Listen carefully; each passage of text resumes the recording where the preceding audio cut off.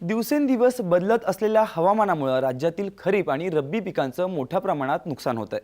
त्यामुळे शेतकरी हैराण झाल्याचं सगळीकडेच दिसतंय। मात्र दोन्ही हंगामात नुकसान होऊ नये खचून न जाता यवतमाळ जिल्ह्यातल्या पुसद तालुक्यातल्या हुडी गावच्या दीपक काळे यांनी उन्हाळ्यात तिळाचा पेरा केलाय। 3 एकरातल्या तीळ पिकांपासून त्यांना किमान 2 लाख रुपयांचा नफा हाती येणार आहे। आज आपण दीपक काळेंच्या तीळ शेतीची पाहणी करण्यासाठी यवतमाळ जिल्ह्यात जाणार आहोत। यवतमाळ जिल्ह्यातल्या हुडी गावच्या दीपक काळेंचं पदव्युत्तर शिक्षण झालंय। शिक्षणानंतर त्यांनी जिल्हा परिषदेत कंत्राटी नोकरी केली। मात्र जिल्हा परिषदेनं नोकरीवरून काढल्यानंतर त्यांनी गावातच शेती विकत घेऊन शेती करण्यास सुरुवात केली। मला शेतीचा काय व्यवसाय माझा नव्हता। माझं एज्युकेशन झालेलं आहे पूर्ण। माझं BA, B.Ed, B.Ped आणि माझं MA सुद्धा झालेलं आहे।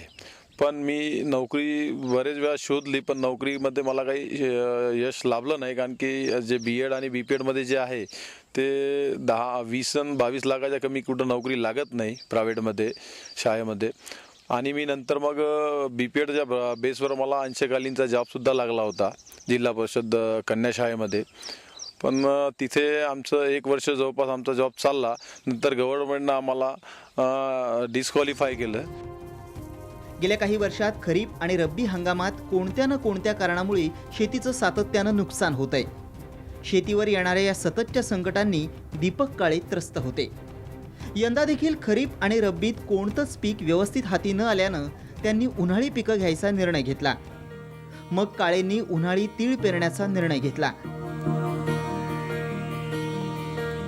सोयाबीन, तूर असं पीक पद्धती घेतली।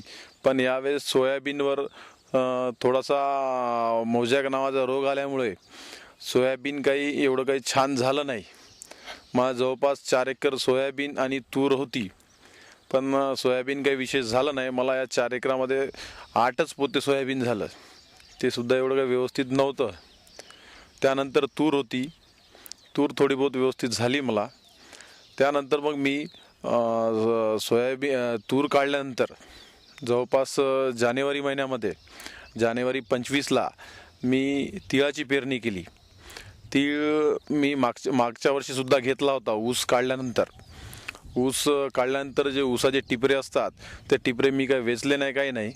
ते डायरेक्ट त्यामध्ये रोटावेटर केलं, रोटावेटर करून त्याचा बुगदा केला आडवा उभा रोटावेटर करून, आणि त्याला खत काही दिलं नव्हतं मी त्यावेळेस। तर ते डायरेक्ट तीळ पेरून टाकला। तर त्यावेळेस तीळ मोग्याच्या साहाय्याने बैलाला मोगे लावले आणि बायांनी तीळ पेरला।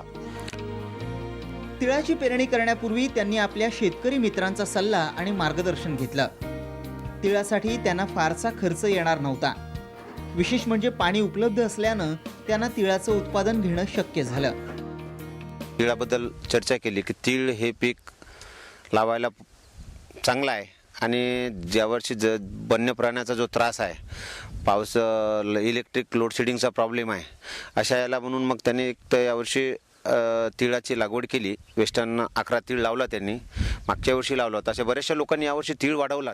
तीळ लावण्याचं कारण एकमेव आहे की कमी खर्च, बियाण्याचा खर्च कमी, लागवडीचाही खर्च कमी आणि कमी पाण्यामध्ये येणारं पीक, म्हणून हे तिळाची यावर्षी लागवड झालेली आहे। तसे तिळाचे काढायला थ्रेशिंग, हार्वेस्टर वगैरे असं काही लागत नाही, म्हणून मागच्या वर्षीचा अनुभव बघून यावर्षी शेतकऱ्यांनी तीळ वाढवलेला आहे। तसं दीपक भाऊनी पण यावर्षी तिळामध्ये जे काम केलेलं आहे चांगलं आहे। आता त्यांचा प्लॉट पाहतोय मी, त्यांचा प्लॉट पण चांगला आहे आणि त्यांच्या अपेक्षित उत्पादन त्यांना 4.5-5 क्विंटल पर एकरी उत्पादन होईल। काळेंकडील तिळाला 100 ते 120 बोंड असून एकरी 5 क्विंटल उत्पन्न अपेक्षित आहे। तीळ पांढरा असल्यानं चांगली मागणी आहे। गेल्या वर्षी त्यांनी तिळाची स्वतः विक्री केल्यानं यंदा त्यांचा आत्मविश्वास वाढलाय। एकरी जवळपास 1.5 किलो ते 2 किलो जवळपास तीळ लागतो पेरायला। तर मला तिळाचं असं वाटलं उत्पन्न की तिळा मागच्या वर्षी मी घेतलं तर त्यावेळेस मला बियाण्याचा खर्च फक्त लागला। त्यानंतर मला काढणी आणि 2 फवारण्याचा खर्च लागला। याच्यावर काय खर्च येत नाही। तिळाला कुठला रोग या अशा प्रकारे जास्ती काय अटॅक येत नाहीत। आणि तीळ असं पीक आहे की त्या पिकाला कुठलंही म्हैस, गाय या वन्य प्राणी हे कुठलेही पीक खात नाही। तर मागच्या वर्षी मला जवळपास त्या 2 एकरमध्ये 6 क्विंटल तीळ झाला। एवढा काय तीळ ते उसात असल्यामुळं टिपरे कमी जास्ती असल्यामुळं ते कमी जास्ती जर्मिशन झालं तरी मला ते 6 क्विंटल तीळ झाला.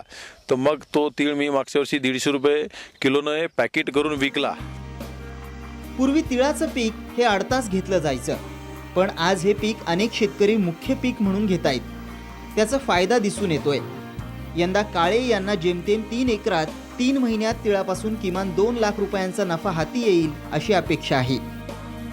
तिळाचं जर्मिशनसाठी जास्ती त्याला पाणी सुरुवातीला देता येत नाही, कारण की तीळ हे नाजूक पीक आहे.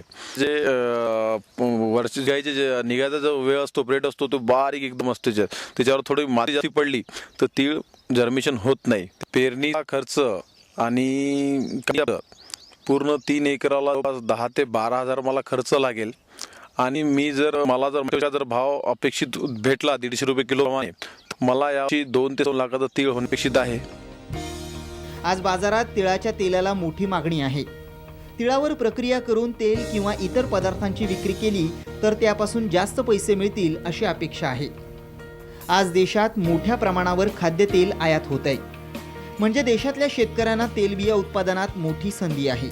पण तेलबिया पिकून त्यापासून तेल काढलं आणि ग्रामीण भागातच त्याची विक्री केली तर शेतकऱ्यांच्या हाती 4 पैसे राहतील आणि गावातला पैसा गावातच राहील. या तत्वावर शेतकऱ्यांनी तेलबियांची शेती आणि खाद्यतेल उत्पादनासाठी पुढे येणं गरजेचं आहे. गजानन भोयर, साम टीव्ही, पुणे, यवतमाळ.